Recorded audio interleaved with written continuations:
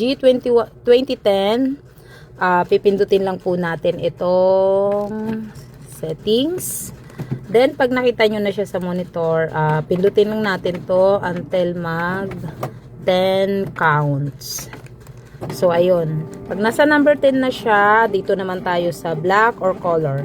Alin man dito, pwede nyong pindutin.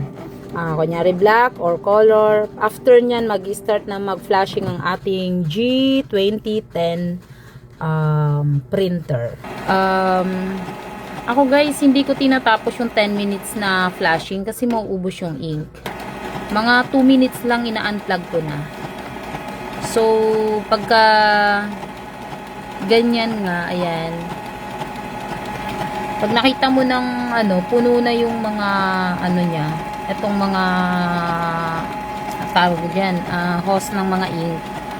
Pag puno na, ini-stop ko na para hindi naman maubos yung ink. So, pag nag-stop yan, i-unplug ko na siya. Yan, 'di ba? Ganun lang.